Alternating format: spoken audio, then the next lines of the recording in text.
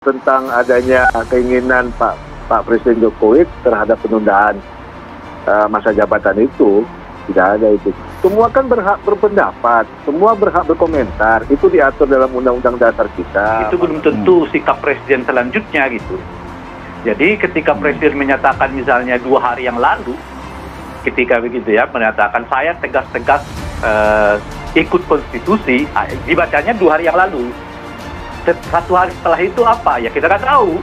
2 hari setelah itu apa? Kita nggak tahu. Yang ada adalah tiba-tiba Pak LBP muncul dalam satu podcast yang menceritakan tentang apa yang kita sebutkan tadi itu, yang menimbulkan tafsiran baru di kalangan kita, bahwa sebetulnya pernyataan Presiden itu, ya setidaknya di lingkungan Pak LBP itu, belum sepenuhnya juga se-strik yang dibayangkan oleh kita bersama juga ketika mendengar pernyataan Pak Jokowi itu gitu. Jadi mereka justru mempermainkan kekuasaan, itu hal yang biasa aja tuh. Kita ngerti lah soal-soal gituan. Kan ini namanya pembusukan politik, jadi bagus juga. Kalau nggak busuk susah dia jatuh, jadi memang mesti ada pembusukan dulu. Jadi terlihat betapa dangkalnya permainan politik Indonesia itu. Kegaduhan yang ditimbulkan oleh saudara Luhut Binsar Panjaitan setelah sebelumnya gagal membuat dukungan opini dengan narasi big data 110 juta mendukung 30D, dan hari ini membawa narasi dukungan 30D dari Asosiasi Kepala Desa Seluruh Indonesia atau AKDSI, yang ternyata ini asosiasi yang tidak sah, sementara asosiasi yang sah menyatakan keberatan nama organisasinya dicatut terkait dukungan perpanjangan masa jabatan Presiden Joko Widodo. Itu tidak boleh, tidak diperbolehkan, dan harus yang legal lah yang kemudian diutamakan. Yang tidak legal harusnya dilarang, itu aturan di dalam undang-undang.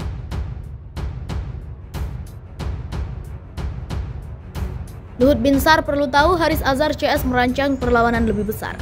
Ketua Umum YLBHI Muhammad Isnur menilai Polda Metro Jaya melanggar etik lantaran menolak laporan yang dilayangkan Direktur Lokataru Haris Azhar dan sejumlah aktivis yang tergabung dalam koalisi masyarakat sipil.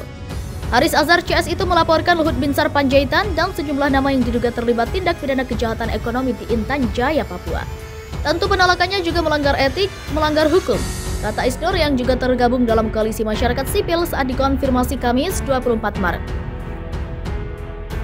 Isnur mengklaim laporan mereka disertai bukti autentik perihal keterlibatan Luhut Binsar dalam dugaan skandal kejahatan ekonomi di Intan Jaya. Laporkan kami bukan sekadar hasil riset, tetapi ada bukti yang cukup kuat menunjukkan adanya permainan atau skandal kejahatan ekonomi, kata Isnur. Isnur menilai penolakan laporan itu menunjukkan kuatnya praktik diskriminasi dalam pelayanan hukum.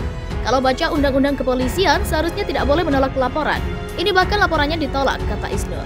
Isnur memastikan tak patah arang untuk melaporkan Luhut Binsar. Setelah laporannya ditolak, Polda Metro Jaya, Haris Azhar CS dan koalisi masyarakat sipil menyiapkan perlawanan terhadap Luhut Binsar Panjaitan lebih besar. Saat ini pihaknya tengah menyiapkan langkah hukum lanjutan guna melaporkan Luhut Binsar dalam dugaan skandal kejahatan ekonomi itu. Isnur mengaku berencana ke KPK, Kejaksaan Agung dan Mabes Polri. Jadi kami sedang mempertimbangkan mengambil langkah-langkah yang lain, kata Isnur. Kepala Advokasi LBH Jakarta Nelson Nicodemus Simamora mengatakan laporan yang hendak dilayangkan pihaknya ditolak oleh kepolisian. Setelah berdebat selama beberapa jam, akhirnya pihak Ditreskrimum Polda Metro Jaya memutuskan untuk menolak laporan kami, kata Nelson di depan gedung Ditreskrimsus PMJ Rabu malam. Nelson mengklaim kepolisian tidak memberikan alasan yang pasti perihal penolakan laporan tersebut. Alasannya tidak jelas. Kami sudah berdebat tadi soal KUHP tentang hak menyatakan untuk membuat laporan pidana, kata Nelson. Laporan tersebut dilakukan setelah sebelumnya Haris Azhar dan Koordinator Kontras Fathia Maulidianti ditetapkan sebagai tersangka kasus dugaan pencemaran nama baik terhadap Luhut Binsar. Kedua aktivis HAM itu menjadi tersangka seusai penyidik Polda Metro Jaya menggelar perkara. Penetapan tersangka itu buntut pelaporan Luhut Binsar. Luhut Binsar melaporkan Haris dan Fathia terkait video berjudul Ada Lot Luhut di balik relasi ekonomi ops militer Intan Jaya yang diunggah melalui akun Haris Azhar di YouTube. Kasus Haris Azhar dan Fathia dianggap bisa jadi pemicu rakyat disebut akan lawan negara. Kasus yang menimpa Haris Azhar dan Fathia Maulidianti disebut bisa menjadi pemicu perlawanan rakyat terhadap negara. Haris Azhar dan Fathia Maulidianti terlibat perseteruan dengan Menko Marves Luhut Binsar Panjaitan terkait penelitian yang dilakukan terhadap bisnis yang dimiliki anak buah Presiden Joko Widodo itu. Riset yang dilakukan Haris Azhar dan Fathia Maulidiyanti tidak diterima oleh Luhut Binsar Panjaitan yang kemudian melaporkan keduanya atas pencemaran nama baik. Akibatnya Haris Azhar dan Fathia Maulidiyanti mendapatkan status tersangka usai dilaporkan oleh Luhut Panjaitan. Pelaporan yang dilakukan Luhut Panjaitan terhadap Haris Azhar dan Fathia Maulidiyanti dinilai tidak layak.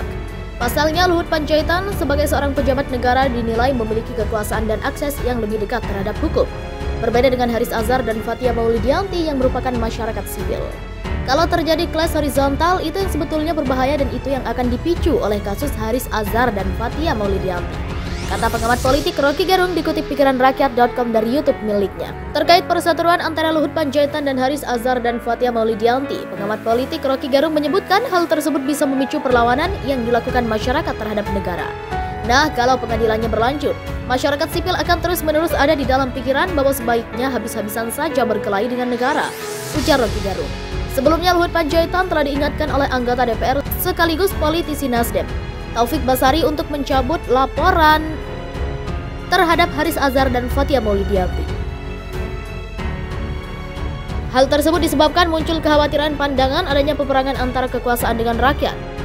Kita itu yang dibaca oleh orang semacam Taufik Basari dan beberapa analis di partai oposisi yang juga menganggap ada bahaya laten sebelum sedang dipersiapkan oleh tangan-tangan kotor kekuasaan, ucap Rocky Gerung.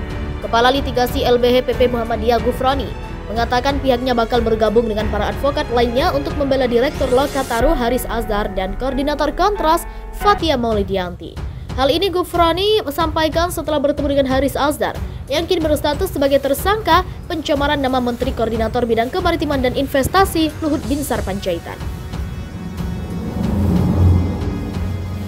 Bahwa upaya hukum ini penting dilakukan karena penetapan tersangka kepada kedua aktivis HAM tersebut dinilai tidak sah dan tidak sesuai Kitab Undang Hukum Acara Pidana atau KUHAP, kata Kepala LBH PP Muhammadiyah Gufroni dalam keterangan tertulisnya Selasa 27 Maret 2022. Gufroni menjelaskan Luhut sejauh ini belum pernah dimintai keterangan sebagai pelapor, sehingga alat bukti untuk menjadikan Haris Azhar dan Fathia sebagai tersangka tidak cukup.